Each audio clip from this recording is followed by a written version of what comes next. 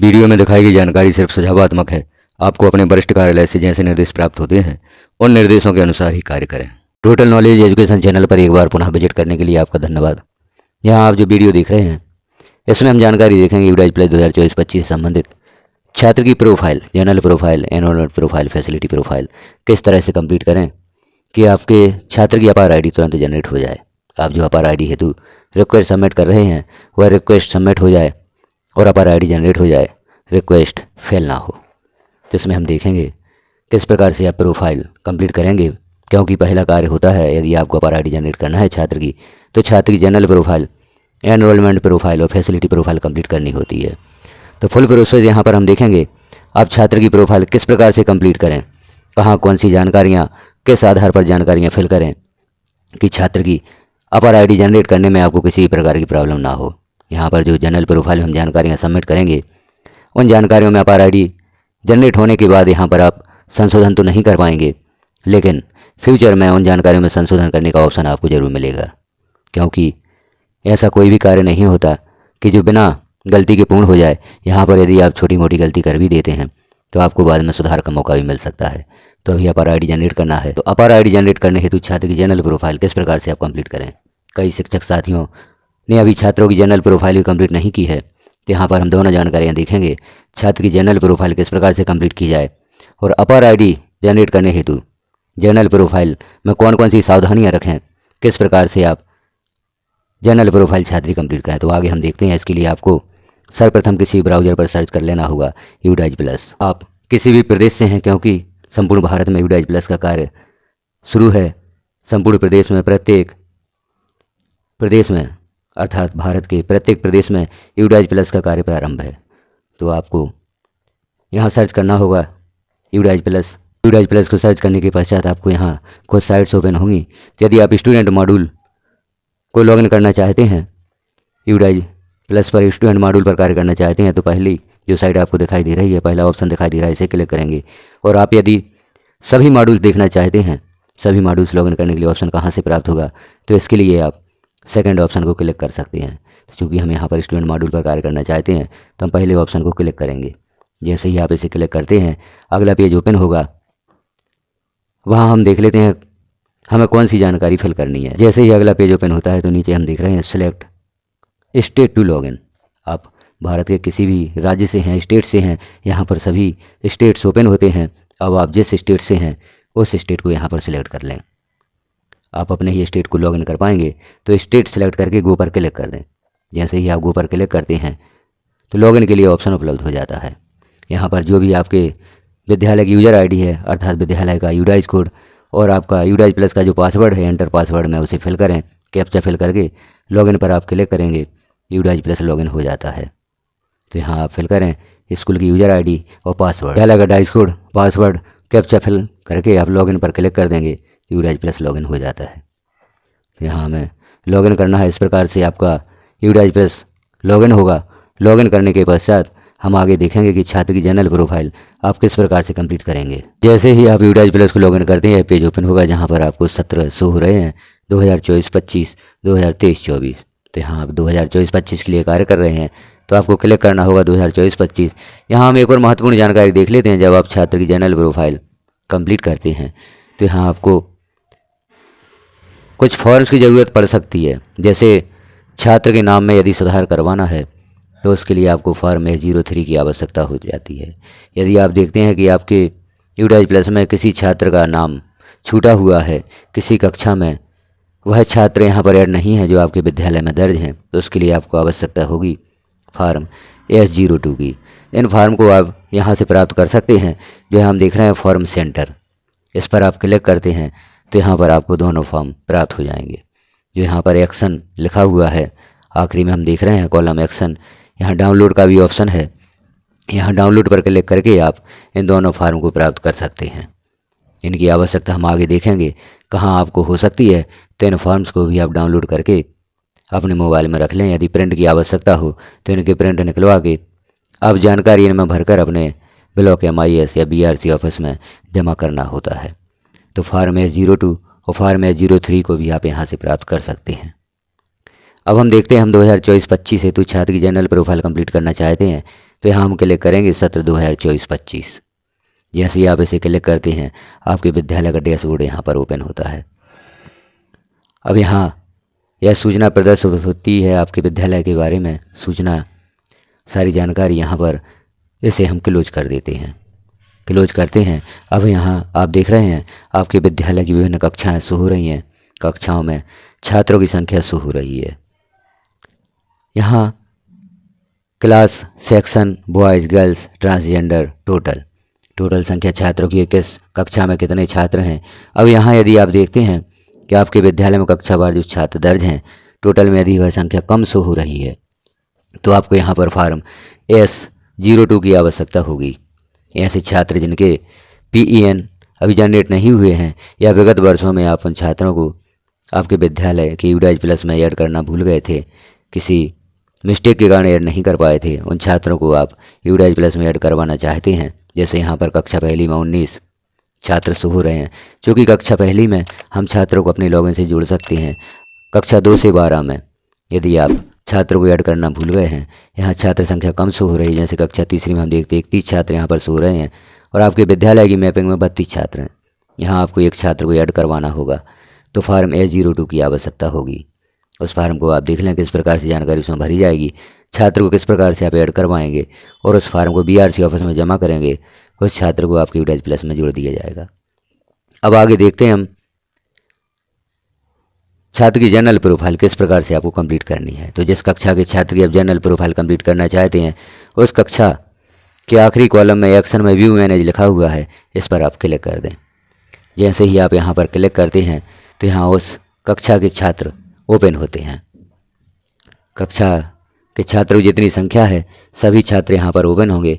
अब जिस छात्र की आप जनरल प्रोफाइल कंप्लीट करना चाहते हैं, एनरोलमेंट प्रोफाइल कंप्लीट करना चाहते हैं, फैसिलिटी प्रोफाइल कंप्लीट करना चाहते हैं, तो जनरल प्रोफाइल कंप्लीट करने के लिए जो आपको 3 बॉक्स ग्रीन कलर में शो हो रहे हैं, GP पर आप क्लिक कर देंगे। जैसे ही GP पर क्लिक करेंगे तो यहाँ छात्र की जानकारी ओपन हो जाती है। अब छात्र की जानकारी ओपन होती है, इस जानकारी को आप देखें। सबसे पहले हम देख रहे हैं स्टूडेंट नेम दिया हुआ है, ऊपर क्लास दी गई है, अकादमिक ईयर दिया गया है, परमानेंट एजुकेशन नंबर दिया गया है और स्टूडेंट आधार वेरीफाई। जब स्टूडेंट का आधार वेरीफाई हो जाता है तो यह जो ग्रीन टिक आपको शो हो रहा है, इस प्रकार का ग्रीन टिक शो हो जाता है। अब हम नीचे देखते हैं जानकारी छात्र के बारे में। छात्र का नाम दिया गया student name as per school record. अब यहाँ student name as per school record दिया गया है, इस नाम का विशेष रूप से मिलान करें, विशेष रूप से इस नाम को देखें क्या यह नाम आधार के अनुसार है। छात्र का आधार सामने रखें। यदि आपको छात्र की अपर ID जनरेट करनी है तो अपर ID जनरेट करने हेतु छात्र की जनरल प्रोफाइल को आधार के अनुसार आपको अपडेट करना होगा।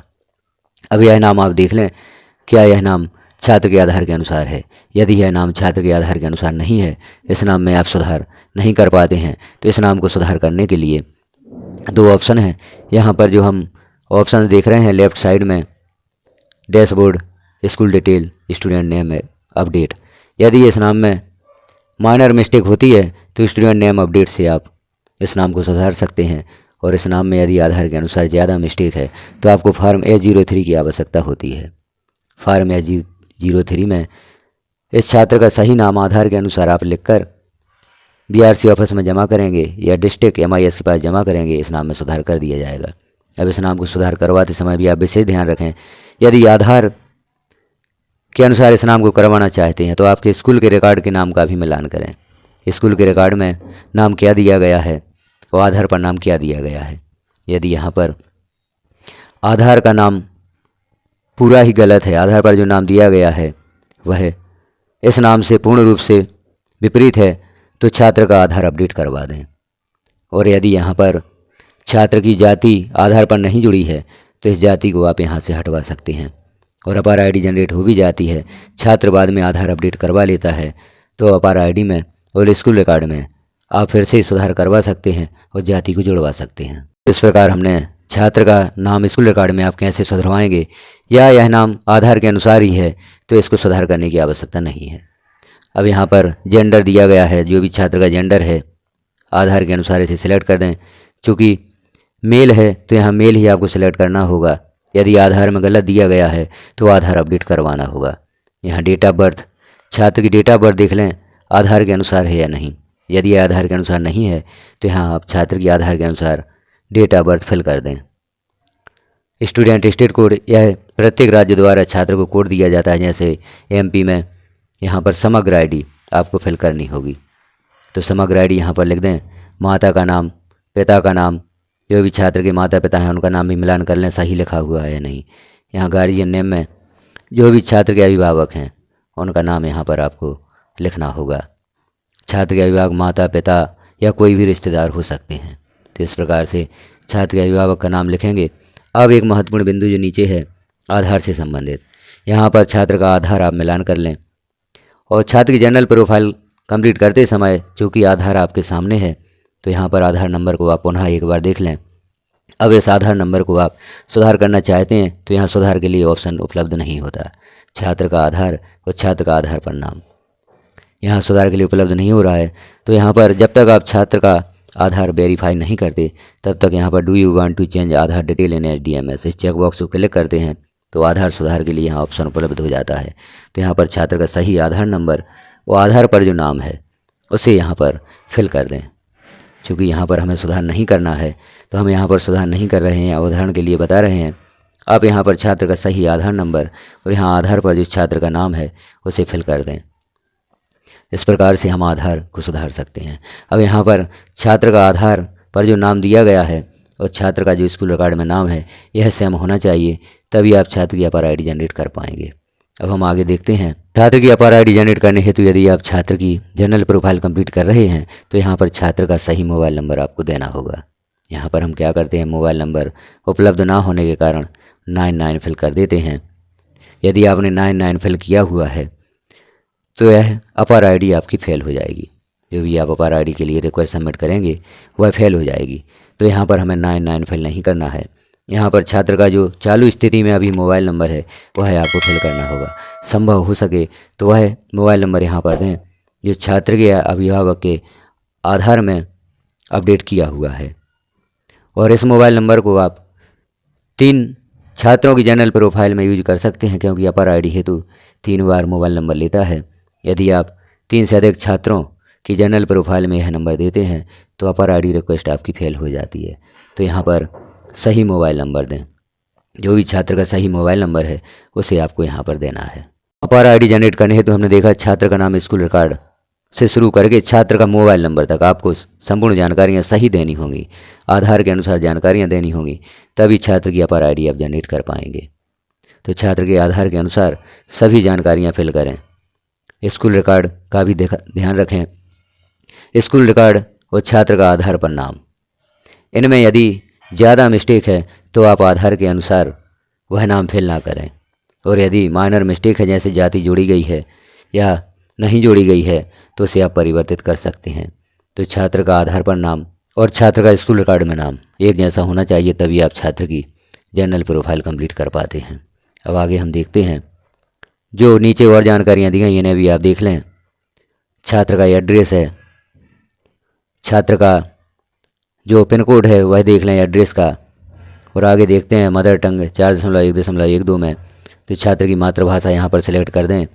सोशल कैटेगरी जो भी छात्र की उसे सिलेक्ट कर दें। माइनॉरिटी ग्रुप यदि इनमें से आप देखते हैं कोई तो यहाँ पर सिलेक्ट कर दें। BPL की जानकारी सिलेक्ट करें और भी अन्य जानकारियों को देखते हुए आप इन जानकारियों को सिलेक्ट करें।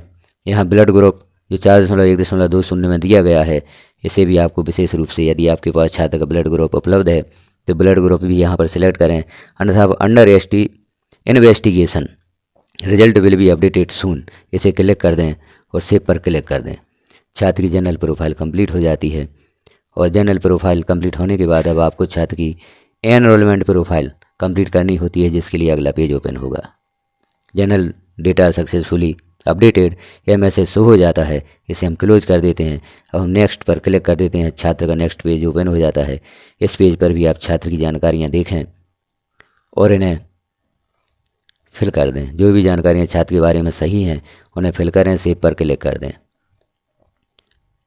यह भी जानकारी छात्र की सेव हो जाती है। अब अगला पेज ओपन होता है। नेक्स्ट पर आप क्लिक करेंगे।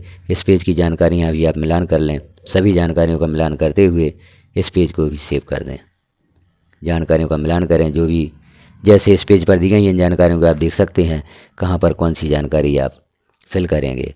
तो इसे भी ध्यानपूर्वक देख लें और इसी के अनुसार छात्र की जानकारियाँ, छात्र के बारे में जो सही जानकारियाँ हैं उन्हें फिल करते हुए सेव पर क्लिक कर दें। तो इस प्रकार से छात्र की जर्नल प्रोफाइल कंप्लीट हो जाती है। अब यहाँ पर चौथा पेज ओपन होता है। यहाँ छात्र की जानकारियों को एक बार मिलान करें। इस पेज को भी आपको कंप्लीट करना होगा, चूँकि यहाँ पर यह पेज कंप्लीट हो चुका है। और यदि आपका कंप्लीट नहीं हुआ है तो नीचे कंप्लीट के लिए ऑप्शन आएगा, सेव डेटा, जो आपको ऑप्शन प्राप्त होगा इस डेटा को सेव करने के लिए उसे क्लिक कर दें। छात्र की जर्नल प्रोफाइल कंप्लीट हो जाती है। अब आप छात्र की अपार आईडी हेतु रिक्वेस्ट सबमिट कर सकते हैं। अब आपको छात्र की अपार आईडी हेतु रिक्वेस्ट सबमिट करनी है तो अपार मॉड्यूल पर आप क्लिक करते हैं।